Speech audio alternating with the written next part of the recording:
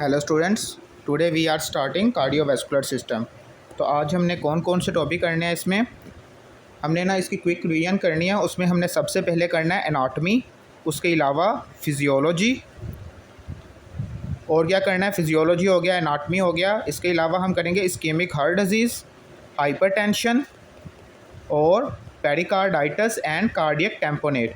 ये हम मेडिसिन के टॉपिक करेंगे। इसके अलावा एनाटॉमी एंड फिजियो कवर करेंगे इसकी। अब एनाटॉमी में एनाटॉमी ऑफ हार्ट हमने शुरू करना है। उसमें हमें सबसे पहले क्या करना है, shape of heart. The heart is cone shaped muscular organ.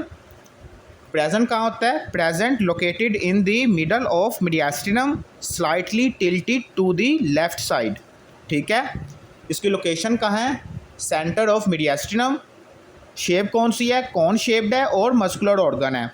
Length कितनी है, 10 सेंटीमीटर लॉन्ग। ठीक है, अब इसमें टोटल कंपोनेंट्स कितने होंगे, चैम्बर्स कितने होंगे, 4 chambers of heart. There are total 4 chambers of heart. कौन कौन से, राइट एट्रियम, ये कौन सा है, राइट वेंट्रिकल, और इनके दरमियान जो वाल्व होगी ना वो कौन सी है, ट्राइकस्पिड वाल्व। ठीक है, राइट एट्रियम और राइट वेंट्रिकल के दरमियान कौन सी वाल्व है, ट्राइकस्पिड वाल्व है। उसके अलावा लेफ़्ट एट्रियम और लेफ़्ट वेंट्रिकल, इनके दरमियान में कौन सी वाल्व है, माइट्रल वाल्व। इसके अलावा और क्या है, टोटल कितनी वाल्व्स हैं, 4 वाल्व्स हैं। बाकी 2 कहाँ होंगी, बाकी 2 होंगी, एक होगी राइट वेंट्रिकल और पल्मोनरी आर्टरी के दरमियान, पल्मोनरी ट्रंक के दरमियान, ये कौन सी है, पल्मोनरी वाल्व। और दूसरी कहाँ होगी, लेफ़्ट वेंट्रिकल और एओर्टा के दरमियान, कौन सी वाल्व होगी, ये एओर्टिक वाल्व होगी। ठीक है, टोटल कितने चैम्बर्स हैं, 4 चैम्बर्स हैं और 4 ही वाल्व्स हैं। कौन कौन से chamber, right atrium, right ventricle, left atrium और लेफ़्ट वेंट्रिकल। अब इसके अलावा एपेक्स क्या होता है, एपेक्स होता है जहाँ ये हार्ट की ये वाली जो सरफेस है ना, ये होती है, ये कहाँ होती है, it is present at 5th intercostal space.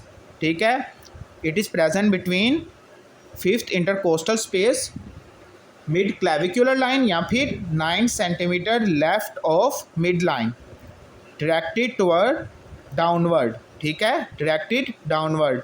इसके अलावा सेकंड जो हम पढ़ते हैं एक और, वो क्या है, बेस। बेस क्या होती है, जो उसका लोअर बॉर्डर होता है ना, वो किसकी वजह से बनता है, लेफ़्ट एट्रियम की वजह से बनता है, formed mainly by the left atrium. और जो लेफ़्ट एट्रियम है ये कहाँ होता है, पोस्टीरियर साइड पे होता है ना, जो डायफ्राम के ऊपर लाई कर रहा होता है। तो ये क्या बनाता है, posterior surface of the heart. ठीक है, अब relation of different structures with respect to heart. अब हार्ट की एंटीरियर साइड पे कौन कौन से स्ट्रक्चर्स आएंगे, एक तो आएगा ये जो हमारी चेस्ट बोन है, कौन सी, स्टर्नम, हार्ट की एंटीरियर साइड पे है ना। उसके अलावा रिब्स, इसके अलावा और क्या होगा, इंटरकोस्टल मसल्स। पोस्टीरियर साइड पे क्या होगा, पोस्टीरियर इसकी बैक साइड पे क्या होगा, एसोफेगस। इसके अलावा ट्रैकिया, लैरिंक्स, ब्रोंकाई। ठीक है, वो उसकी बैक साइड पे हैं। और क्या होगा, डिसेंडिंग एओर्टा, मेन हमने क्या याद रखना है, एसोफेगस, डिसेंडिंग एओर्टा। इसके अलावा थोरैसिक वर्टिब्रा। सुपीरियर साइड पे क्या होगा, इसके ऊपर की तरफ क्या होगा, एक है पल्मोनरी ट्रंक, दूसरा एओर्टा, इसके अलावा पल्मोनरी वेन। इसके अलावा और क्या होगा, vena cava, superior vena cava. ठीक है, इन्फीरियर साइड पे क्या होगा, डायाफ्राम। और लेटरल, ये जो हार्ट है ना, ये सेंटर है, ये क्या है, ये मीडियल है। इसको जब हम अवे फ्रॉम हार्ट करेंगे, मतलब अवे फ्रॉम मिड लाइन करेंगे, मिड लाइन ये हमारा लेटरल बॉर्डर बन रहा है ना, तो लेटरल साइड पे क्या आएगा, यहाँ लंग्स होते हैं। लेटरल साइड पे क्या है, लंग्स हैं। इसके अलावा ये जो हमारी हार्ट की वाल्व है, ये हार्ट की क्या है, वाल है, इसकी टोटल कितनी लेयर्स हैं, 3 लेयर्स हैं। कौन कौन सी, एक है पेरिकार्डियम, दूसरी कौन सी है, मायोकार्डियम, इसके अलावा एंडोकार्डियम। पेरिकार्डियम क्या है, outer most layer, myocardium middle, endocardium inner most layer. ठीक है, अब जो पेरिकार्डियम है ना, ये आगे डिफरेंट लेयर्स में डिवाइड हो रही है। कौन कौन सी? फाइब्रस, पेरिटल और विज़रल। पेरिटल और जो विज़रल लेयर है ना, इसके दरमियान क्या होती है? पेरिकार्डियल स्पेस होती है। इसमें क्या होता है? फ्लूइड होता है, ठीक है। इसको हम क्या कहते हैं? Pericardial cavity. ये जो आउटर मोस्ट लेयर है, ये क्या है? फाइब्रस लेयर है। उसके बाद क्या है? पेरिटल लेयर है। उसके बाद क्या है? पेरिकार्डियल स्पेस है।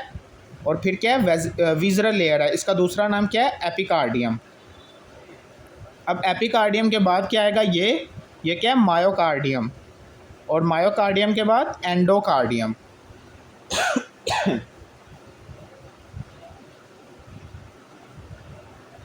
अब इसके बाद है blood and nerve supply of heart. Mainly जो हार्ट सप्लाई हो रहा है ना, मतलब हार्ट को कौन सी आर्टरी सप्लाई कर रही है? वो है दो, राइट क्रोनरी आर्टरी और लेफ्ट क्रोनरी आर्टरी, ठीक है।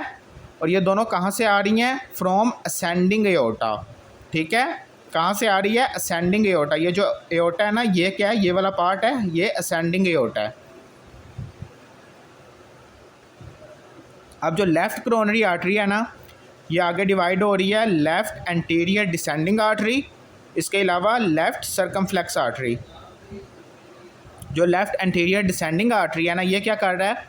Supply anterior 2/3 of interventricular septum and anterior surface of left ventricle.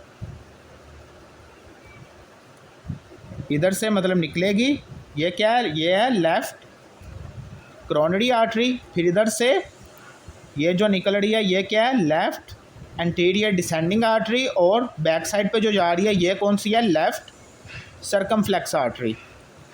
और जो लेफ़्ट सर्कमफ्लेक्स आर्टरी है, ये क्या सप्लाई किसको सप्लाई कर रही है? Supply oxygenated blood to the left atrium and lateral wall of left ventricle and posterior lateral wall of left ventricle, ठीक है। Anterior and posterior lateral wall of left ventricle को सप्लाई करेगी। इसके अलावा लेफ़्ट एट्रियम को supply करेगी। उसके अलावा दूसरी कौन सी है? Right coronary artery. It mainly supply right atrium and right ventricle. इसके अलावा SA node and AV node, ठीक है। आगे ये डिवाइड हो रही है पेटेंट डक्टस आर्टरी। और दूसरी कौन सी है? दूसरी है राइट मार्जिनल आर्टरी। अब ये किसको सप्लाई कर रही है? Supply posterior 1/3 of interventricular septum और पोस्टीरियर 2/3 वॉल ऑफ वेंट्रिकल। इसके अलावा मार्जिनल आर्टरी किसको सप्लाई कर रही है? राइट वेंट्रिकल को। अब इसके बाद है Venus drainage. Mostly blood drain into cardiac veins. और इसके बाद कहाँ जा रहा है? क्रोनरी साइनस के पास। और क्रोनरी साइनस से कहाँ जाएगा? राइट एट्रियम में। और इसके अलावा है लिम्फेटिक्स। जो कार्डियक लिम्फेटिक्स है, वो कहाँ ड्रेन होंगे? Into tracheobronchial lymph nodes. उसके बाद कहाँ जाएंगे? थोरेसिक डक्ट या फिर राइट लिम्फेटिक डक्ट्स में, ठीक है। और इनको नर्व कौन सप्लाई कर रही है? हार्ट को नर्व सप्लाई कहाँ से आ रही है? From T1 to T5। और जब ये स्टिमुलेट होगा तो क्या होगा? Increase heart rate, contractility and conduction. और पैरासिम्पैथेटिक जो नर्व सप्लाई है, वो कहाँ से है? Via vagus nerve. Cranial nerve कौन सी है? ये 10 है। और इसकी वजह से क्या होगा? Decrease heart rate, contractility and conduction, ठीक है। ये हो गया हमारा एनाटॉमी ऑफ हार्ट। अब इसके बाद है हमारा फिजियोलॉजी ऑफ कार्डियोवैस्कुलर सिस्टम। इसमें हमने क्या करना है? सबसे पहले है कार्डियक आउटपुट। कार्डियक आउटपुट क्या होता है? The volume of blood pumped by heart पर मिनट, ठीक है। 1 मिनट में जो हार्ट हमारा पंप कर रहा है ना ब्लड को, वो क्या है? वो कार्डियक आउटपुट है। It depends on stroke volume and heart rate. अब स्ट्रोक वॉल्यूम क्या होता है? ये क्या है? स्ट्रोक वॉल्यूम है। ये क्या होता है? It is equal to end diastolic volume. Diastolic volume वो होता है कि जब हार्ट फुल रिलैक्स हो जाता है ना, जब पूरी तरह रिलैक्स हो जाएगा, उसके बाद जो उसमें वॉल्यूम होगा वो कौन सा होगा? एंड डायस्टोलिक वॉल्यूम होगा। अगर उसमें से हम माइनस करें एंड सिस्टोलिक वॉल्यूम को, सिस्टोलिक वॉल्यूम क्या होता है? जब कॉन्ट्रैक्शन होगी ना वेंट्रिकल्स की या फिर एट्रियम की, उसके बाद जो ब्लड उसमें रह जाएगा ना वो क्या है, एंड डायस्टोलिक वॉल्यूम है। अगर एंड डायस्टोलिक वॉल्यूम में से एंड सिस्टोलिक वॉल्यूम को माइनस करेंगे तो जो वैल्यू आएगी वो कौन सी है, वो है स्ट्रोक वॉल्यूम की। ठीक है, इसकी नॉर्मली कितनी होती है 120 ml, उसमें से अगर हम माइनस करें कितना 50 ml, तो 70 ml क्या हमारा स्ट्रोक वॉल्यूम है। ठीक है, अब जो लेफ़्ट साइड की कार्डियक आउटपुट है ना वो राइट साइड की कार्डियक आउटपुट के इक्वल है। बट अगर हम देखें ना तो राइट साइड पे क्या होता है, प्रेशर लो होता है, और जो लेफ़्ट साइड है ना उस साइड पे प्रेशर हाई होता है। फिर हमारे जहन में सवाल आता है तो फिर इनकी कार्डियक आउटपुट कैसे इक्वल है। वो इस वजह से इक्वल है क्योंकि लेफ़्ट साइड पे रेजिस्टेंस ज़्यादा है और राइट साइड पे रेजिस्टेंस कम है। तो जब रेजिस्टेंस कम होगी तो फ्लो इंक्रीज़ होगा ना, इस वजह से जो लेफ़्ट साइड की कार्डियक आउटपुट है वो इक्वल टू है राइट साइडेड कार्डियक आउटपुट के। अब कार्डियक आउटपुट के वेरिएबल्स कितने हैं, स्ट्रोक वॉल्यूम है, कॉन्ट्रैक्टिलिटी है, प्री लोड है एंड आफ्टर लोड है। कार्डियक आउटपुट किस पे डिपेंड करता है, स्ट्रोक वॉल्यूम पे, कॉन्ट्रैक्टिलिटी पे, प्री लोड पे और आफ्टर लोड पे। कैसे, अगर तो स्ट्रोक वॉल्यूम इंक्रीज़ होगा तो कार्डियक आउटपुट इंक्रीज़ होगा, इसी तरह कॉन्ट्रैक्टिलिटी इंक्रीज़ होगी तो कार्डियक आउटपुट इंक्रीज़ होगा, प्री लोड भी ऐसे इंक्रीज़ होगा तो कार्डियक आउटपुट इंक्रीज़ होगा। इन तीनों के तो ये डायरेक्टली प्रोपोर्शनल है, बट आफ्टर लोड के ये इन्वर्सली प्रोपोर्शनल है। अगर आफ्टर लोड डिक्रीज़ होगा ना तो कार्डियक आउटपुट इंक्रीज़ होगा। ठीक है, अब देख लेते हैं स्ट्रोक वॉल्यूम किस पे डिपेंड करता है। Stroke volume is directly proportional to preload and contractility. अगर प्रीलोड क्या होता है, जो ब्लड ना एट्रियम में आ रहा है, जो वीनस रिटर्न आ रहा है ना वो क्या है, प्रीलोड है। अगर प्रीलोड ज़्यादा होगा, ब्लड ज़्यादा होगा, तो अगर ज़्यादा ब्लड आएगा तो निकालेगा भी तो हर्ट ज़्यादा ही ना, तो स्ट्रोक वॉल्यूम क्या होगा, इंक्रीज़ होगा।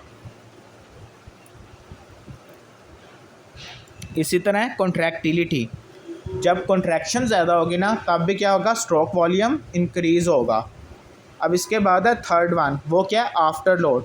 आफ्टर लोड क्या होता है, आफ्टर लोड ये है कि आफ्टर लोड का ये है कि आफ्टर लोड होता है फोर्स, जो फोर्स ना ब्लड को रेजिस्ट कर रही है एट्रियम या वेंट्रिकल से निकलने के लिए, जो एक फोर्स रेजिस्ट करती है ना वो क्या है, the force that oppose the blood that come out from heart, ये क्या है, आफ्टर लोड है। तो आफ्टर लोड के क्या है, ये इन्वर्सली प्रोपोर्शनल है। ठीक है, stroke volume is inversely proportional to after load. इसके अलावा स्ट्रोक वर्क क्या होता है, work done by a ventricle, it is directly proportional to stroke volume and mean arterial pressure. दूसरा वेरिएबल क्या था, कॉन्ट्रैक्टिलिटी। कॉन्ट्रैक्टिलिटी क्या होता है, जो हार्ट फोर्स जनरेट कर रहा है ना, कॉन्ट्रैक्शन कर रहा है, ब्लड को बाहर पुश करने के लिए, वो क्या है, वो है कॉन्ट्रैक्टिलिटी। उसके अलावा प्री लोड क्या है, वीनस रिटर्न। आफ्टर लोड क्या है, the force that oppose the blood come out from heart. ठीक है,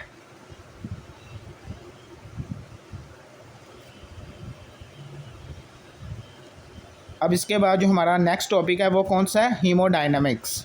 यह क्या होता है, the physical principle and dynamics of blood flow within the circulatory system. Hemodynamic refer to the physical principles and dynamic of blood flow within the circulatory system। ठीक है, अब इसके कंपोनेंट्स कौन कौन से हैं, ये अब इसमें कौन कौन सी चीज़ें आएंगी। एक तो है कंपोनेंट्स ऑफ वेस्कुलेचर्स, उसके अलावा वेलोसिटी, कैपेसिटेंस, और क्या होगा, कंपोनेंट ऑफ आर्टीरियल प्रेशर। अब पहले कौन सा है, कंपोनेंट ऑफ वेस्कुलेचर। सबसे पहले क्या, आर्टरीज़ है। आर्टरीज़ आगे किस में डिवाइड हो रही है, आर्ट्रियोल्स में। आर्ट्रियोल्स आगे कैपिलरीज़ में। कैपिलरीज़ आगे क्या बन रही है, कैपिलरीज़ जब मर्ज हो रही हैं तो क्या बन रहा है, वेन्यूल्स, और वेन्यूल्स से क्या बन रहा है, वेन्स। अब जो आर्टरीज़ है ना, has thick wall and high pressure and resistance. इसमें क्या है, प्रेशर और रेजिस्टेंस हाई है। So the volume present in these arteries cold stressed volume, क्योंकि ये क्या है, अंडर हाई प्रेशर है ना, तो क्या ये स्ट्रेस्ड वॉल्यूम है। उसके बाद क्या है, आर्ट्रियोल्स। आर्ट्रियोल्स वो है जहाँ सबसे ज़्यादा रेजिस्टेंस होती है, ठीक है। Site of highest resistance in cardiovascular system and regulated by autonomic nervous system. उसके बाद क्या, कैपिलरीज। कैपिलरीज क्या है, thin wall and highest surface area. इसका सरफेस एरिया ज़्यादा होता है, इस वजह से इसमें क्या होगा, रेजिस्टेंस कम होगी। Site of exchange of gases and nutrients. उसके बाद क्या है, venules. Capillaries merge to form venules, और एंड पे क्या है, veins. Veins has thin wall and low pressure. इसमें क्या है, प्रेशर भी लो है और रेजिस्टेंस भी क्या है, लो है। So the volume present in veins, यहाँ वेन्स आएगा, कॉल्ड अनस्ट्रेस्ड वॉल्यूम, ठीक है। अब हमने एंड पे क्या कहा है, aorta has the highest pressure and superior vena cava, क्या ये वीन है, हैज़ द लोएस्ट प्रेशर, ठीक है। दूसरा पैरामीटर क्या है, वो है वेलोसिटी। वेलोसिटी क्या है, स्पीड ऑफ ब्लड। ये कहाँ किस पे डिपेंड करती है, velocity depend upon blood flow and cross sectional area. Blood flow के ये डायरेक्टली प्रोपोर्शनल है और क्रॉस सेक्शनल एरिया के इन्वर्सली प्रोपोर्शनल है। अगर एरिया इंक्रीज़ होगा तो वेलोसिटी क्या होगी, डिक्रीज़ होगी। अब जो ब्लड फ्लो है ना, ये डायरेक्टली प्रोपोर्शनल है प्रेशर के एंड इन्वर्सली प्रोपोर्शनल है रेजिस्टेंस के। मतलब अगर रेजिस्टेंस इंक्रीज़ होगी तो फ्लो डिक्रीज़ होगा, और जब फ्लो डिक्रीज़ होगा तो वेलोसिटी भी डिक्रीज़ होगी, ठीक है। तो रेजिस्टेंस के इंक्रीज़ होने से क्या होगा, वेलोसिटी डिक्रीज़ होगी। और जो रेजिस्टेंस है वो किस पे डिपेंड कर रहा है, रेडियस ऑफ ब्लड वेसल पे। अगर रेडियस इंक्रीज़ है तो रेजिस्टेंस कम होगा।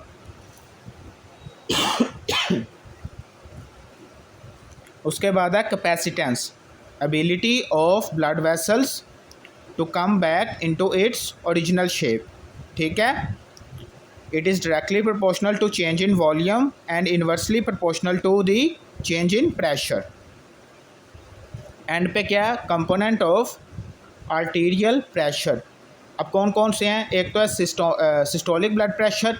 ये क्या होता है, जब हार्ट कॉन्ट्रैक्ट करता है, it is equal to 120 mm of mercury. Diastolic क्या है, जब हार्ट रिलैक्स करता है, और इसकी नॉर्मल वैल्यू क्या है, 80। पल्स प्रेशर क्या है, अगर हम सिस्टोलिक ब्लड प्रेशर में से डायस्टोलिक ब्लड प्रेशर को माइनस करेंगे ना, तो जो वैल्यू आएगी वो क्या है, 40 आएगी, और ये क्या है, हमारा पल्स प्रेशर है। और मीन आर्टीरियल प्रेशर क्या है, it is average pressure equal to diastolic blood pressure plus 1/3 of pulse pressure, ठीक है। और इसकी वैल्यू कितनी आएगी, 93। अब इसके बाद क्या है, इसके बाद है ब्लड फ्लो। हमारी बॉडी में टोटल 2 टाइप का होता है ना ब्लड फ्लो, एक है सिस्टेमिक ब्लड फ्लो और दूसरा कौन सा है, पल्मोनरी ब्लड फ्लो।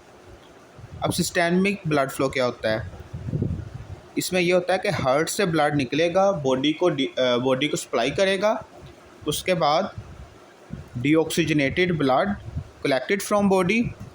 पहले क्या है, लेफ़्ट वेंट्रिकल से ब्लड निकला है, कहाँ गया है, एओर्टा में। एओर्टा से कहाँ जा रहा है, बॉडी में सप्लाई डिफरेंट ऑर्गन्स, ठीक है। उसके बाद क्या होगा, डीऑक्सीजनेटेड ब्लड है ना, वो कलेक्ट होगा और कहाँ जाएगा, इन्फीरियर वेना कैवा और सुपीरियर वेना कैवा में। उसके बाद कहाँ कलेक्ट होगा ये सारा ब्लड, राइट एट्रियम में। ये क्या है, ये सिस्टेमिक ब्लड फ्लो है। उसके बाद दूसरा कौन सा है, वो है पल्मोनरी ब्लड फ्लो। इसमें क्या होता है, राइट वेंट्रिकल से ब्लड निकलेगा, कहाँ जाएगा, पल्मोनरी ट्रंक में। पल्मोनरी ट्रंक से कहाँ जाएगा, लंग्स में। लंग्स में क्या होगा, डीऑक्सीजनेटेड ब्लड गेट ऑक्सीजनेटेड, और यहाँ से फिर कहाँ जाएगा, पल्मोनरी वेन के ज़रिए लेफ़्ट एट्रियम में जाएगा। ठीक है, ये क्या हो गया हमारा पल्मोनरी ब्लड फ्लो। अब उसके बाद है cardiac cycle. 1 cardiac cycle is equal to 1 heart beat, और इसका टोटल टाइम पीरियड कितना होता है 0.8 सेकेंड। अगर हमारा हार्ट 75 बीट्स पर मिनट इस हिसाब से धड़क रहा है तो टाइम कितना ले रहा है एक बीट का 0.8 सेकेंड। ठीक है, अब phases of cardiac cycle, total कितने फेज़ हैं 5 फेज़ हैं। पहला कौन सा है एट्रियल सिस्टोले। इसमें क्या होता है, ये क्या है rapid ventricle filling phase, rapid ventricle filling phase, इसका दूसरा नाम क्या है रैपिड वेंट्रिकल फिलिंग फेज। इसमें क्या होता है एट्रिया कॉन्ट्रैक्ट करता है और जो ब्लड है ना वो एट्रिया से वेंट्रिकल में आता है, और इसमें जो वाल्व होंगे एट्रियो वेंट्रिकुलर वाल्व, ये क्या होंगे ये ओपन होंगे, क्योंकि जब एट्रिया कॉन्ट्रैक्ट करेगा उस ब्लड आना है वेंट्रिकल में तो वाल्व ओपन होंगे तो ब्लड आएगा ना। तो जो एट्रियल सिस्टोले है उसमें क्या होंगे एट्रियो वेंट्रिकुलर वाल्व ओपन होंगे, और इसका जो टोटल टाइम पीरियड है वो कितना है 0.1 सेकेंड। ठीक है, उसके बाद क्या होता है, उसके बाद है आइसोवॉल्यूमेट्रिक कॉन्ट्रैक्शन। इसमें प्रेशर इंक्रीज़ होता है। अब इसके बाद क्या होगा वाल्व, ये वाला एवी वाल्व तो क्लोज़ हो जाएंगे, सारे वाल्व एक दफ़ा क्लोज़ हो जाएंगे और प्रेशर इंक्रीज़ होना शुरू हो जाएगा। ठीक है, वॉल्यूम रिमेन सेम, क्योंकि वाल्व सारे बंद है ना, वॉल्यूम सेम रहेगा, प्रेशर आहिस्ता आहिस्ता इंक्रीज़ हो जाएगा। इतना इंक्रीज़ होगा कि एओर्टिक और पल्मोनरी वाल्व ओपन हो जाएंगे। जब प्रेशर इस लेवल पे आ जाए कि एओर्टिक और पल्मोनरी वाल्व ओपन हो जाएं, इसको हम क्या कहते हैं वेंट्रिकुलर इजेक्शन फेज़। इसमें क्या होगा वेंट्रिकल कॉन्ट्रैक्ट करेंगे और जो ब्लड है ना वो वेंट्रिकल से पल्मोनरी ट्रंक या फिर एओर्टा में चला जाएगा।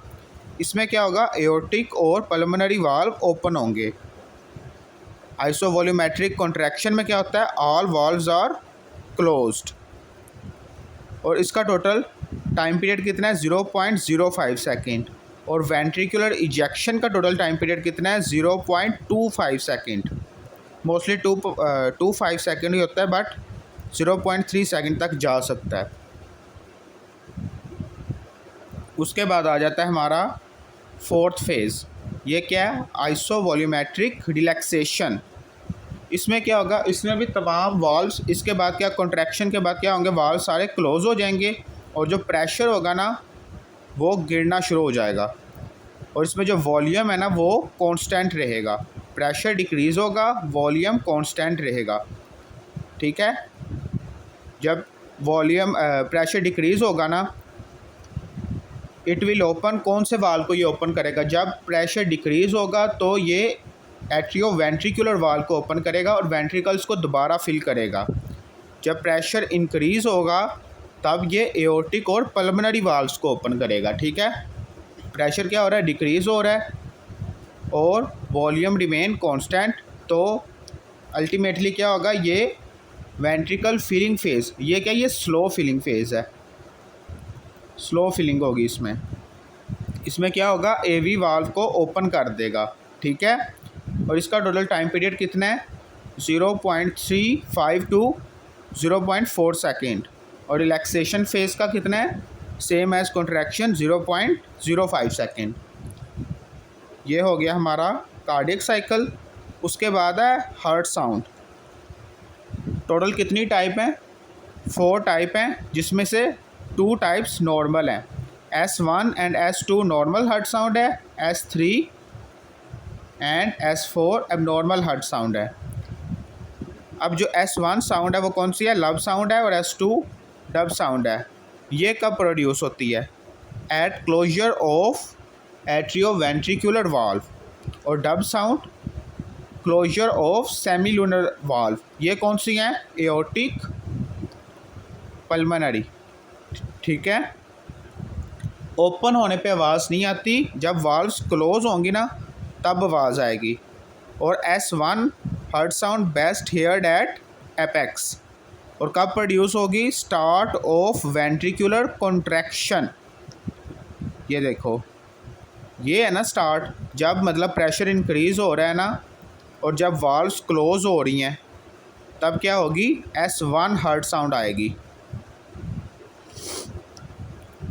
और S2 हर्ट साउंड कब होगी? Start of ventricular diastole, relaxation. ये क्या है? आइसोवॉल्यूमेट्रिक रिलैक्सेशन है ना, इसमें कौन सी साउंड आएगी? S2 हर्ट साउंड आएगी। और कौन से वाल्व क्लोज होंगे इसमें? एओर्टिक और पल्मोनरी वाल्व, ये वाले क्लोज होंगे। बाकी दोनों तो पहले ही क्लोज है ना, एवी वाल्व तो पहले ही क्लोज हैं। तो एओर्टिक और पल्मोनरी वाल्व के क्लोज होने से ये आवाज़ आएगी, ठीक है, S2 साउंड आएगी। इसी तरह इसमें दूसरे वाल्व तो क्लोज हैं, एओर्टिक और पल्मोनरी तो क्लोज हैं, एवी वाल्व भी ओपन है ना, तो जब ये क्लोज होंगे तब S1 हर्ट साउंड आएगी। और ये वाली sound best heard at aortic area. अब इसके बाद है कंडक्टिंग सिस्टम ऑफ हार्ट। ये क्या करता है? It generate and conduct electrical impulse. और क्या करता है? Maintain rhythm.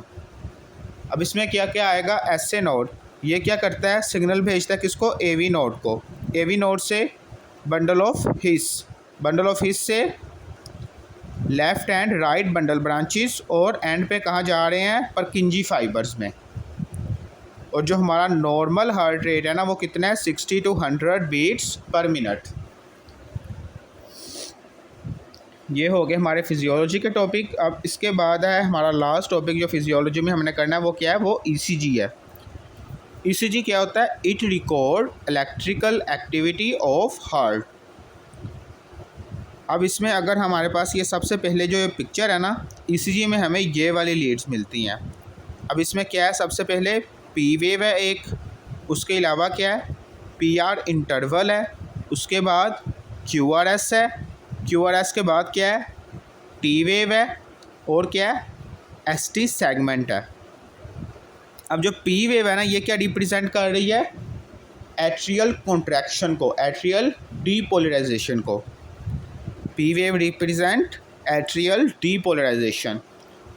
उसके बाद मेन वेव क्या है? QRS। QRS क्या रिप्रेजेंट कर रही है?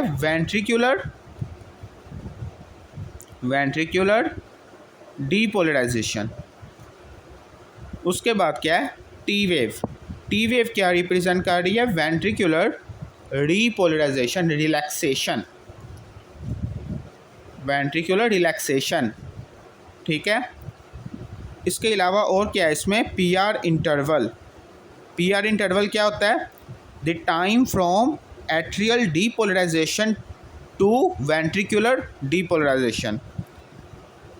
और क्या है? ST सेगमेंट, ठीक है। अब इसकी जो नॉर्मल वैल्यूज़ है ना, हार्ट रेट की नॉर्मल वैल्यू कितनी है? 60 to 100 beats per minute. Normal range इसकी कितनी है? 60 to 100 beats per minute.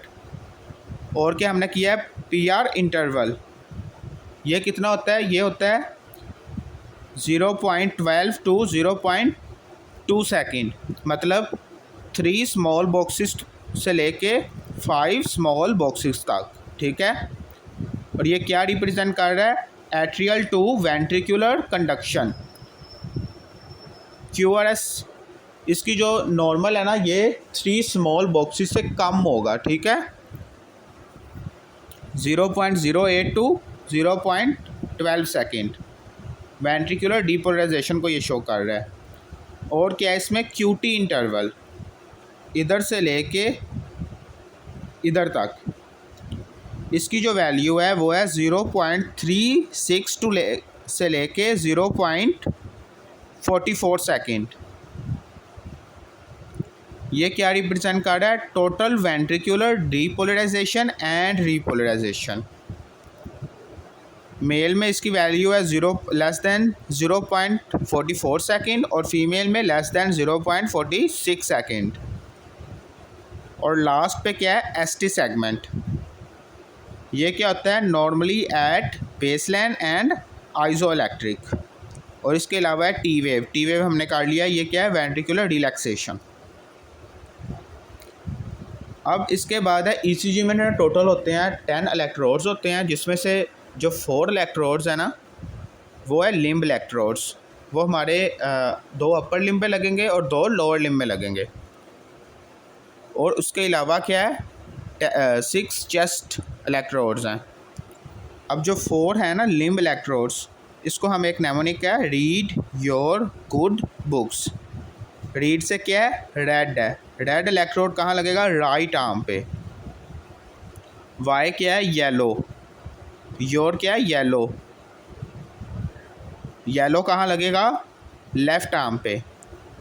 G4 good से क्या बन रहा है? G4 green. ग्रीन कहाँ लगेगा? लेफ्ट लेग पे। और बुक्स ब्लैक। ब्लैक कहाँ लगेगा? राइट लेग पे। ठीक है, ये हो गए 4 लिम्ब इलेक्ट्रोड्स। उसके अलावा है 6 चेस्ट इलेक्ट्रोड्स। ये कहाँ से लेके कहाँ तक है? V1 से लेके V6 तक। अब V1 कहाँ लगेगा? राइट 4th इंटरकोस्टल स्पेस में। V2 कहाँ लगेगा? लेफ़्ट 4th इंटरकोस्टल स्पेस में। एक ये राइट साइड पे और एक लेफ़्ट साइड पे। ये पिक्चर में भी हम देख रहे हैं। ये V1 है, V2, फिर क्या है? V3। V3 कहाँ है? बिटवीन V2 एंड V4 के।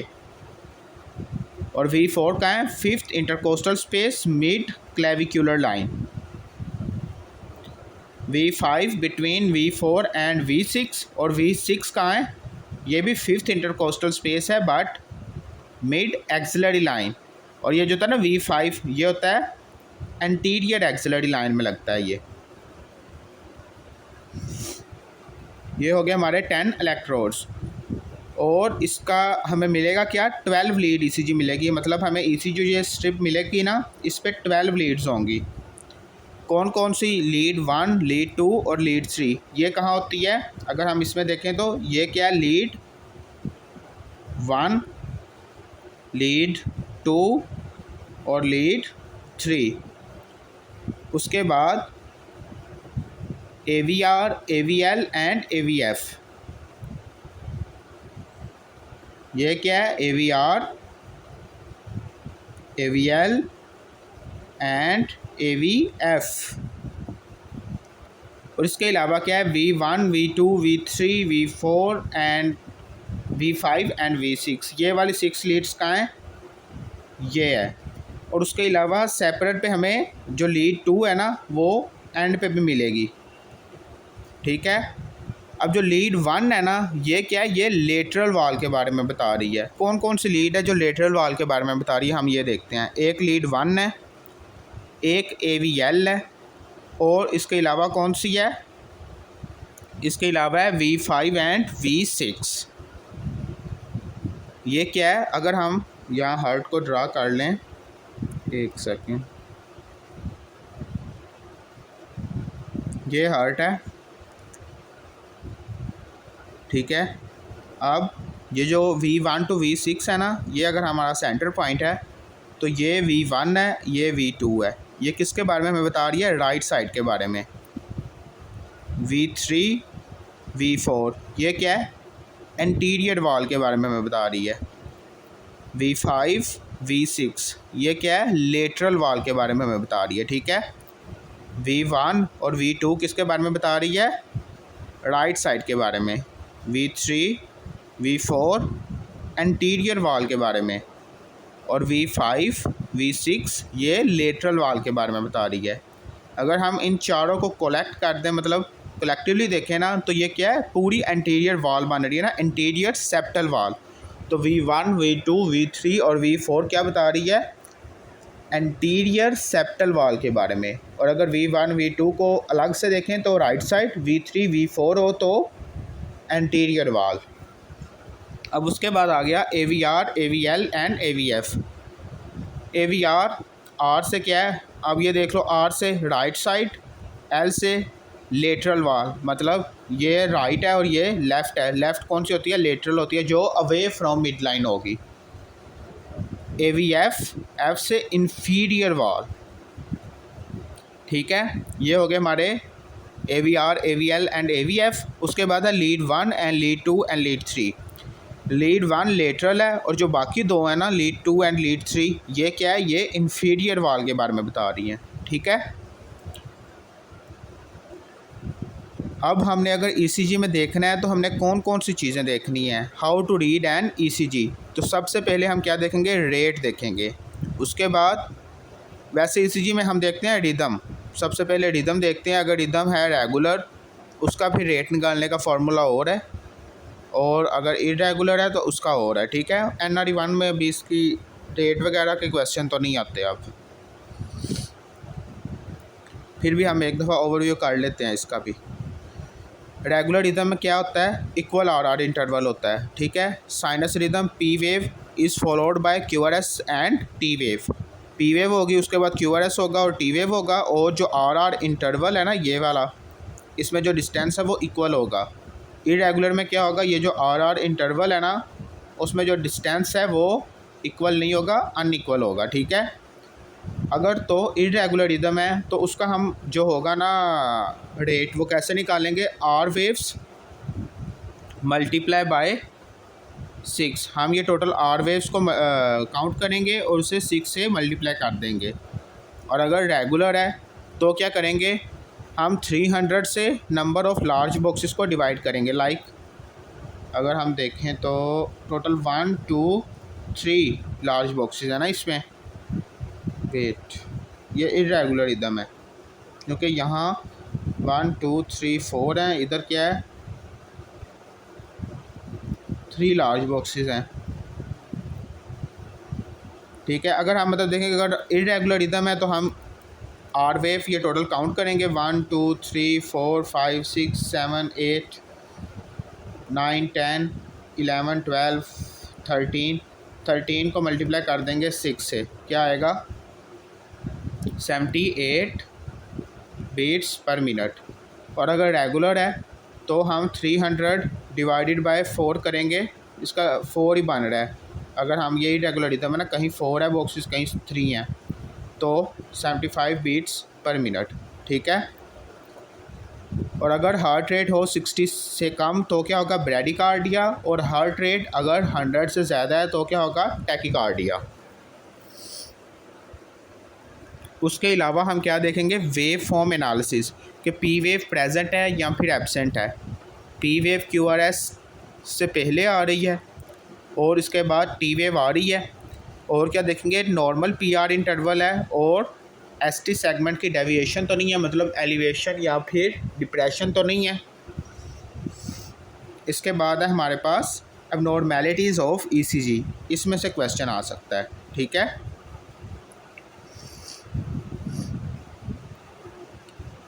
अब सबसे पहले क्या है हमारे पास? ST सेगमेंट की क्या एबनॉर्मेलिटीज़ हैं? ST सेगमेंट अगर डेविएशन होगी तो क्या होगा? एलिवेशन होगा या फिर डिप्रेशन होगा।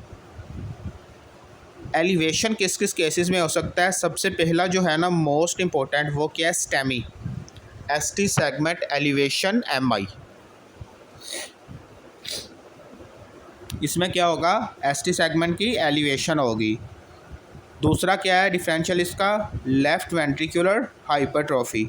और क्या हो सकता है? पल्मोनरी एम्बोलिज्म और pericarditis. Pericarditis, pulmonary embolism, left ventricular hypertrophy और स्टेमी। डिप्रेशन, ST सेगमेंट अगर डिप्रेशन होगी तो सबसे पहला डिफरेंशियल क्या है? And STEMI. इसमें क्या है? Non ST segment elevation MI। उसके बाद MI हो गया, किसी को हिस्ट्री ऑफ MI है, मतलब पोस्ट MI। और इसके अलावा क्या हो सकता है? डाइजॉक्सिन टॉक्सिसिटी, ठीक है। उसके बाद है P wave abnormalities. P wave क्या? टॉल P वेव होगी। किसमें? P वेव बता किसके बारे में रही है? एट्रिया के बारे में बता रही है ना। तो अगर टॉल P वेव है तो एट्रियल एनलार्जमेंट हो रही है। Tall P wave mean right atrial enlargement. और अगर बाईफेटिक पी वेव है, मतलब एक हेड उसका ऊपर को है, फिर नीचे को है, और फिर वो एक वेव फॉर्म में मतलब जा रहा है। पॉजिटिव डिफ्लेक्शन भी है और नेगेटिव डिफ्लेक्शन भी है। इसमें क्या होगा, राइट या फिर लेफ़्ट किसी भी एट्रिया की एनलार्जमेंट हो सकती है। और अगर बिफ्ट पी वेव है, मतलब उसके दो हेड हैं, तो क्या होगा, लेफ़्ट एट्रिया की एनलार्जमेंट होगी। पी वेव की एबनॉर्मेलिटी है, मतलब एट्रिया का मसला है। अगर टाल पी वेव है तो राइट एट्रिया एनलार्जमेंट, बाईफेजिक है मतलब दो उसके हेड हैं, तो क्या है, लेफ़्ट एट्रिया की एनलार्जमेंट। और बाईफेजिक, वो ये जो दो हेड हैं वो क्या है, बिफ्ट पी वेव है। और बाईफेजिक क्या होता है, जिसकी पॉजिटिव और नेगेटिव डिफ्लेक्शन हो। उसमें क्या हो सकता है, दोनों की हो सकती है, लेफ़्ट की भी हो सकती है और राइट की भी हो सकती है। उसके बाद क्या आ जाएगा, P R interval. Prolong P R interval किस में हो सकता है, हार्ट ब्लॉक। सबसे पहला कौन सा हमने याद रखना है, हार्ट ब्लॉक। उसके अलावा हाइपोक्लेमिया और हाइपोकैल्सीमिया। और short P R interval hyperkalaemia और हाइपरकैल्सीमिया। टी वेव एबनॉर्मेलिटीज़, इसमें क्या क्या हो सकता है, tall T wave, flat T wave, hyper acute T wave और टी वेव इन्वर्जन। ये इम्पोर्टेंट है। और इसके अलावा इधर से भी आ सकता है क्वेश्चन। अब है tall T wave. Tall T wave क्या होता है, जो S T segment elevation M I है ना, मतलब एम आई का जो सबसे पहला साइन है वो क्या होता है, टॉल टी वेव। ये हम मोस्टली मिस कर जाते हैं क्योंकि जब पेशेंट आता है तब उसको एम आई हुआ होता है ना। तो पहला साइन कौन सा है, टॉल टी वेव। और दूसरा इसका क्या डिफरेंशियल है, वेजोस्पाज। फ्लैट टी वेव किस में होता है, हाइपोक्लीमिया में। Hyper acute T wave hyperkalemia में। T wave inversion ischemia, most common ischemia, left ventricular strain और पल्मोनरी एम्बोलिज्म। लास्ट पे क्या है, क्यू आर एस की abnormalities, narrow Q R S और wide Q R S. Narrow Q R S mostly normal होता है, 0.12 second से कम है तो ये नॉर्मल है।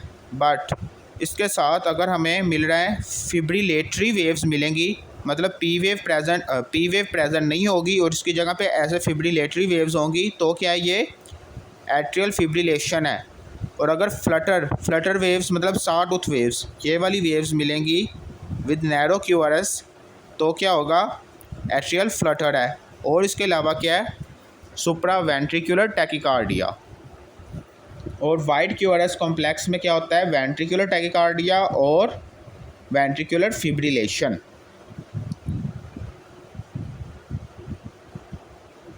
ये हो गए हमारे फिजियोलॉजी, यहाँ तक कंप्लीट हो गई है। अब इसके बाद है हमारा जो इसके मेडिसिन के टॉपिक करने हैं हमने। अब इसमें जो पहला टॉपिक है हमारा वो कौन सा है, वो है हाइपरटेंशन। हाइपरटेंशन क्या होता है, persistent elevation of atrial blood pressure. Persistent elevation of atrial blood pressure. और अगर हमारा बीपी क्लिनिक में आ जाए ग्रेटर देन 140/90, तो क्या ये हम हाइपरटेंशन डायग्नोज करेंगे। ठीक है, ये क्या है, साइलेंट किलर है और यूजुअली एसिम्टोमेटिक होता है। जब पेशेंट का बीपी हो जाता है ना 180 से अबव, तब जाके सिम्टम्स आते हैं सीवियर वाले। क्लासिफिकेशन हम कैसे इसकी करेंगे, नॉर्मल कितना है, लेस दैन 120/80। 120 क्या है, सिस्टोलिक ब्लड प्रेशर, और डायस्टोलिक ब्लड प्रेशर कितना है, 80। एलिवेटेड हम इसे कब कहेंगे, जब ये 120 से ज़्यादा होगा और 129 तक होगा। ठीक है, सिस्टोलिक ब्लड प्रेशर 120 to 129 की रेंज में आ गया है तो ये क्या, ये एलिवेटेड है। हाइपरटेंशन हम कब कहेंगे, जब ये 130 से ज़्यादा है, तो अब ये क्या है, ये स्टेज 1 हाइपरटेंशन में है। ठीक है, और जो डायस्टोलिक ब्लड प्रेशर है वो कितना होगा, 80 to 89। हाइपरटेंशन स्टेज 2, ये मेन हाइपरटेंशन की स्टेज है। इसमें अगर ब्लड प्रेशर 140 से अबव है सिस्टोलिक ब्लड प्रेशर और डायस्टोलिक कितना है 90 से अबव है, तो ये क्या है स्टेज 2 हाइपरटेंशन। और हाइपरटेंसिव क्राइसिस कब हो सकते हैं, कॉम्प्लिकेशंस कब हो सकती हैं, जब ब्लड प्रेशर 180 से ज़्यादा हो, मतलब सिस्टोलिक ब्लड प्रेशर 180 से अबव हो और डायस्टोलिक ब्लड प्रेशर 120 से अबव हो, तब क्या हो सकते हैं, कॉम्प्लिकेशंस हो सकती हैं। अब टाइप्स में है प्राइमरी हाइपरटेंशन और सेकेंडरी हाइपरटेंशन। 90 to 95% जो हमारे पास पेशेंट आएंगे ना वो प्राइमरी हाइपरटेंशन के होंगे, मतलब इसकी कोई कोज नहीं है, ये due to family history genetics इस वजह से हो सकता है। और जो सेकेंडरी हाइपरटेंशन है ये किसी और वजह से हमें हाइपरटेंशन हुई है, जैसे coarctation of aorta, obstructive sleep apnea, drugs. कौन कौन से drugs, oral contraceptives, NSAIDs, steroids, decongestant, alcohol या cocaine, renal disorders, renovascular disease, endocrine disorders, कौन कौन से, Cushing syndrome, hyperthyroidism, hyper aldosteronism और फियोक्रोमोसाइटोमा। अब इसके रिस्क फैक्टर में क्या क्या आएगा, with increase of age, family history, obesity, high salt intake, ये 4 क्या है, इसका क्या है रिस्क फैक्टर है। इसके अलावा क्या हो सकता है, स्मोकिंग, एक्सेसिव अल्कोहल और क्या स्ट्रेस। और जो क्लिनिकल फीचर्स आएंगे ना यूजुअली ये क्या है एसिम्टोमेटिक है, सिम्टम्स नहीं आएंगे, स्वेयर केस में सिम्टम्स आते हैं, but patient can feel dizziness, headache और क्या ब्लड विजन, एपिस्टैक्सिस और फैटीग, ये क्या है सिम्टम्स ऑफ हाइपरटेंशन। अब इसकी कॉम्प्लिकेशंस क्या क्या हो सकती हैं, अगर ब्लड प्रेशर 180 से अबव है तो हार्ट पे इसका क्या इफेक्ट होगा, left ventricular hypertrophy, heart failure, MI या फिर क्रोनरी आर्टरी डिजीज़, ये करवा सकता है।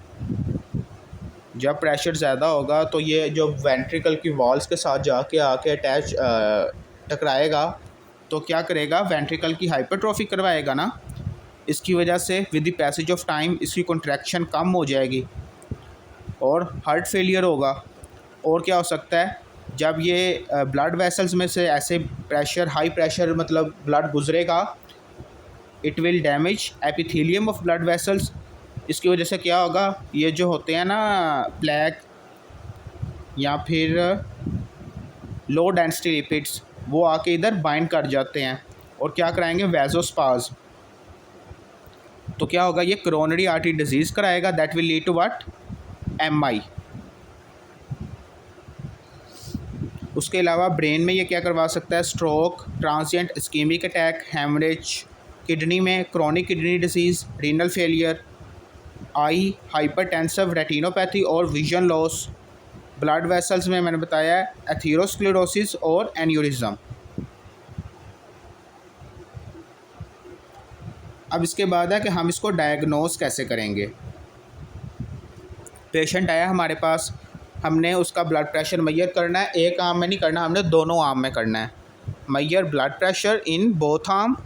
उसके बाद हमें हाइपरटेंसिव रीडिंग मिल गई है, हमने उसको क्या कहना है कि 1 से 4 हफ्तों के बाद दोबारा आना, मतलब हम उसे कहेंगे 2 हफ्तों के बाद दोबारा आओ, वो आएगा दोबारा, हमने फिर उसका ब्लड प्रेशर लेना है, ठीक है, और दोनों आर्म में लेना है, तो क्या होगा ब्लड प्रेशर अगेन हमें ज़्यादा मिलेगा, तो हम उसे क्या कहेंगे, उसको हाइपरटेंशन है।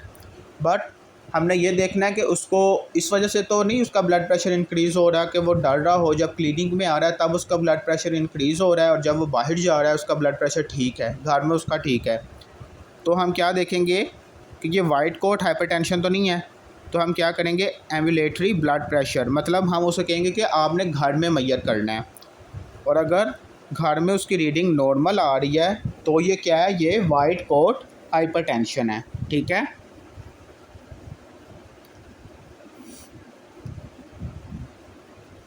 अब हाइपरटेंशन की हम मैनेजमेंट कैसे करेंगे, सबसे पहले क्या है लाइफस्टाइल मॉडिफिकेशन। फर्स्ट लाइन क्या है, लाइफस्टाइल मॉडिफिकेशन क्या है, reduce salt, exercise 2, weight loss, smoking को स्टॉप करना है, लिमिट अल्कोहल और स्ट्रेस मैनेज करना है। इसके अलावा फ्रूट्स, वेजिटेबल और लो फैट यूज़ करना है, ठीक है। उसके बाद ड्रग्स में क्या है, सबसे पहले फर्स्ट लाइन क्या है, एस इनहिबिटर, उसमें हम क्या देंगे, एनालाप्रिल। उसके बाद क्या है, आर्ब्स, लोजार्टन। अगर तो एज है 55 से कम तो हम क्या देंगे, एस इनहिबिटर्स और आर्ब्स।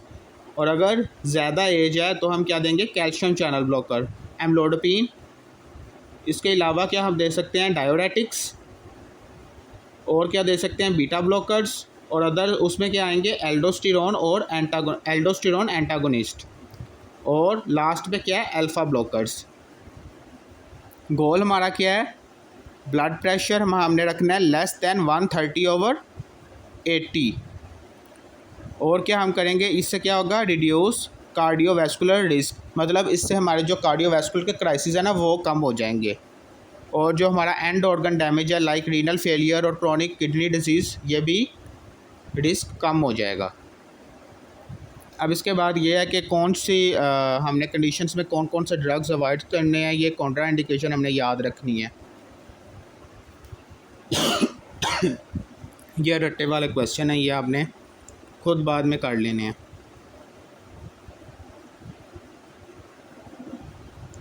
इसके बाद क्या है, सेकंड डिजीज़ हमारी कौन सी है, इस्कीमिक हार्ट डिजीज़। इसमें क्या होता है, ischaemic heart disease is defined as heart damage due to imbalance between cardiac demand and supply due to plaque buildup. इसमें क्या होता है कि ना हमारी जो ब्लड वेसल्स हैं ना, हार्ट की ब्लड वेसल्स हैं, उसमें प्लेग बन जाता है, जिसकी वजह से हार्ट के मसल्स को ब्लड कम मिलता है, जिसकी वजह से उनकी ऑक्सीजन की जो डिमांड है ना वो पूरी नहीं हो पाती, और जो मसल्स हैं वो डैमेज होना शुरू हो जाते हैं। तो ये क्या है, इस्कीमिक हार्ट डिजीज़ है। रिस्क फैक्टर क्या है, age greater than 60, family history, hypertension, high LDL और लो एचडीएल आएगा इधर, लो एचडीएल, ठीक है। जो लो डेंसिटी लिपिड्स हैं वो ज़्यादा होंगे और जो हाई डेंसिटी लिपिड्स हैं वो कम होंगे।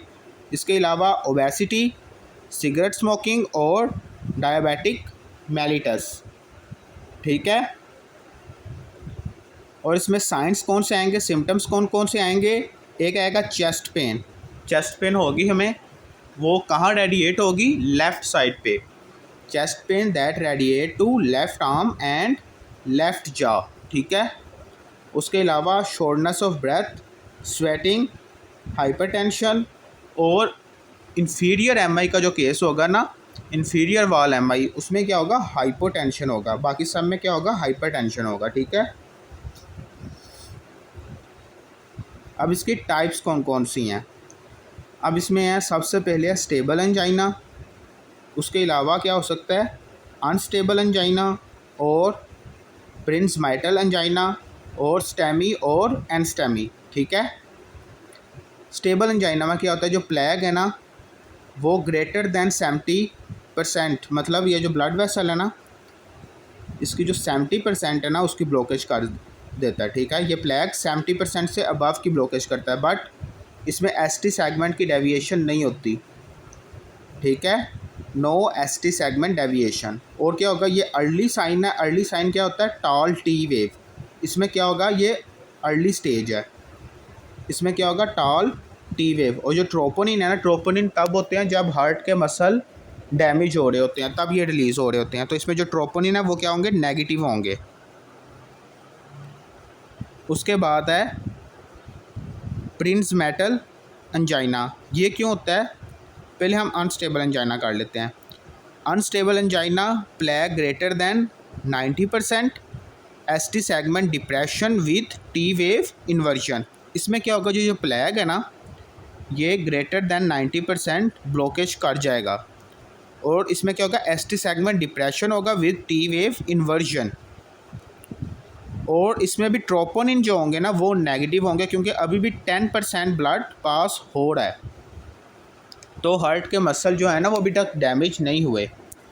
और इसमें क्या होगा, चेस्ट पेन एट रेस्ट, और इसमें क्या होगा, chest pain on exertion.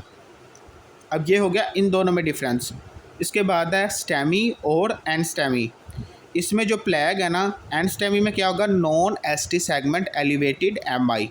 ST segment की एलिवेशन हमेशा तब होगी जब 100% ब्लॉकेज हो जाएगी, या फिर प्रिंस मेटल एंजाइना होगा, मतलब ड्यू टू वेजोस्पाज और ड्यू टू 100% ब्लॉकेज।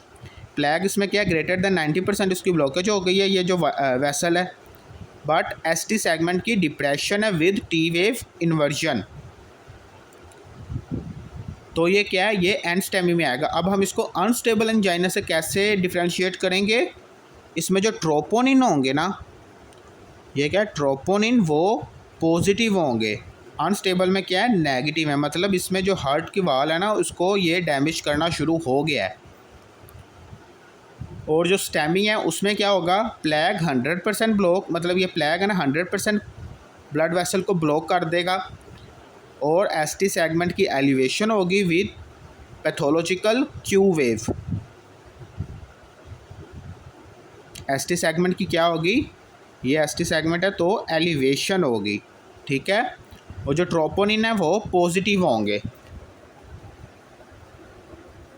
इसमें भी ट्रोपोनिन लेवल हाई होगा, एनस्टेमी में भी ट्रोपोनिन का लेवल हाई होगा। बट एनस्टेमी में क्या है, एसटी सेगमेंट डिप्रेशन है, इसमें एसटी सेगमेंट एलिवेशन है। अब इसके बाद फिफ्थ टाइप क्या है, ये due to vasospasm of blood vessels. इसमें भी क्या होगा, एसटी सेगमेंट की एलिवेशन होगी, बट जो ट्रोपोनिन का लेवल है वो कम होगा, ट्रोपोनिन नेगेटिव होंगे, ठीक है। अब इसके बाद है हमारे पास टाइप्स में हमने कौन कौन से की थी, एमआई की, lateral wall MI, anteroseptal wall MI, inferior wall MI और पोस्टीरियर वॉल एमआई। अगर एमआई हो गया मतलब स्टेमी हो गया है, एसटी सेगमेंट एलिवेटेड एमआई, इन केसेस में हम अगर हम देखें तो सबसे पहले है लेटरल वॉल एमआई। इसमें क्या होगा, ST segment elevation in lead 1 हमने ऊपर पढ़ा हुआ है, AVL, यहाँ AVL आएगा, AVL, V5 एंड V6। ये थोड़ा बहुत गलतियाँ हैं, आप ना ये सही करते जाएं साथ साथ। AVL lead 1, V5 and V6। इसमें क्या होगा, चेस्ट पेन होगा that radiate to the left jaw and left arm. और क्या होगा, palpitation, diaphoresis, nausea, vomiting. Causes इसमें क्या है, कोजेस में आएगा लेफ़्ट सर्कमफ्लेक्स आर्टरी की ओक्लूजन होगी, इसकी वजह से ये हो सकता है। और एथीरोस्क्लेरोसिस, हाइपरटेंशन। दूसरी, अब इसके अलावा कौन सी कोज हो सकती है, स्मोकिंग और कोकेन यूज़। इसके अलावा क्या है, एंटीरियो सेप्टल वॉल एमआई। इसमें क्या होगा, ST segment elevation in V1, V2, V3 and V4। Symptoms क्या आएंगे, चेस्ट पेन जो हमने ऊपर किए हुए हैं वही सेम इसमें आएंगे विथ कार्डियोजेनिक शॉक, ठीक है। कोजेज़ में लेफ़्ट एंटीरियर डिसेंडिंग आर्टरी की ओक्लूजन होगी, जिसकी वजह से क्या होगा, एंटीरियो सेप्टल वॉल एमआई। और coronary artery disease, hypertension, smoking और कोकेन यूज़, डायबिटीज़। कोजेज़ वही हैं जो ऊपर हम कर रहे हैं, बस इसमें यह है कि किस आर्टरी की ओक्लूजन होगी, तो वो ये है कि हमने ये याद रखना है। इसमें जैसे इंफीरियर वॉल एमआई है तो उसमें राइट कोरोनरी आर्टरी है, लेटरल वॉल एमआई है तो लेफ़्ट सर्कमफ्लेक्स आर्टरी है, एंटीरियो सेप्टल वॉल एमआई है तो लेफ़्ट एंटीरियर डिसेंडिंग आर्टरी है, ठीक है। इसमें क्या होगा, इंफीरियर वॉल एमआई में ST segment elevation in lead 2, lead 3 and AVF। Symptom same है, विद हाइपरटेंशन होगा इसमें, कोजेज़ सेम है। पोस्टीरियर वॉल एमआई में क्या होता है, अब पोस्टीरियर वॉल एमआई ये इंपॉर्टेंट है। अगर हमें लीड 1, लीड 2 और lead 3, lead V1, V2 and V3 में एसटी सेगमेंट की डिप्रेशन मिलेगी, तो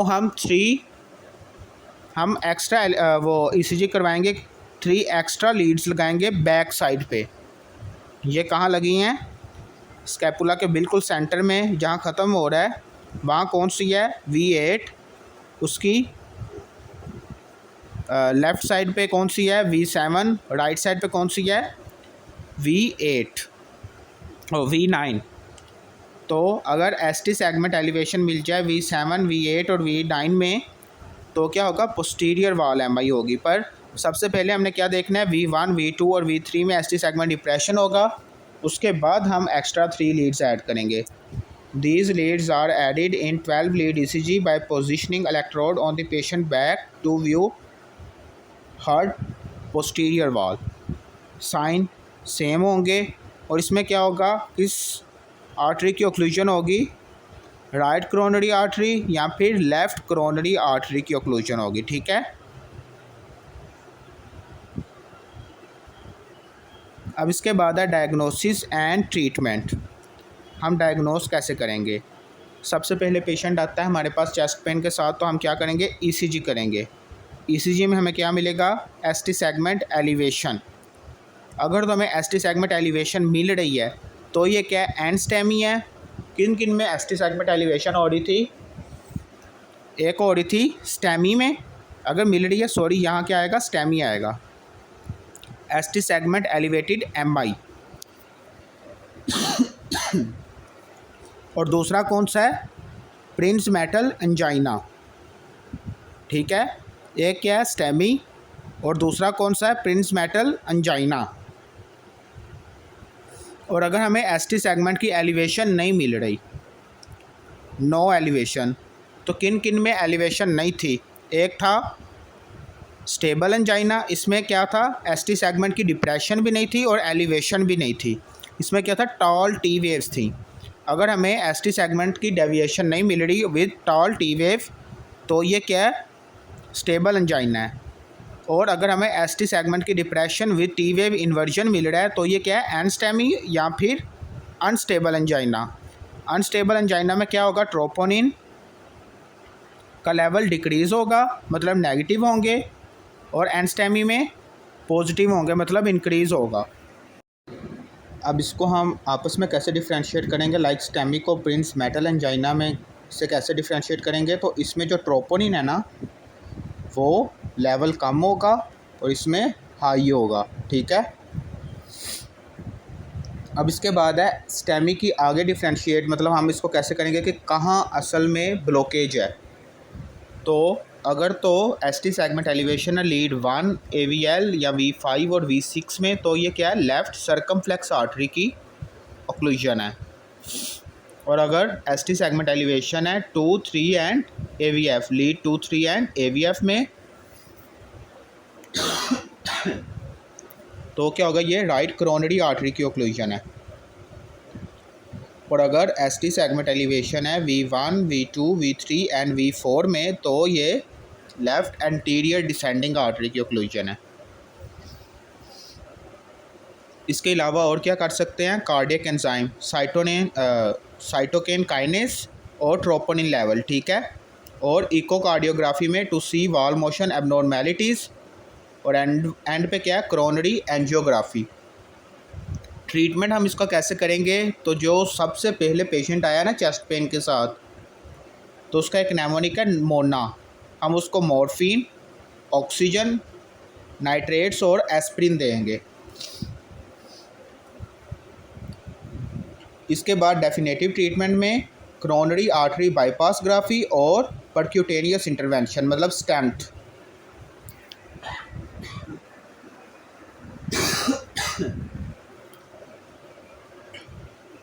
लॉन्ग टर्म मैनेजमेंट में बीटा ब्लॉकर्स, स्टेटिन्स, एस्पिरिन और एस इनहिबिटर्स या फिर आर्ब्स, और एंड पे क्या है, एंटीकोगुलेंट्स। ठीक है,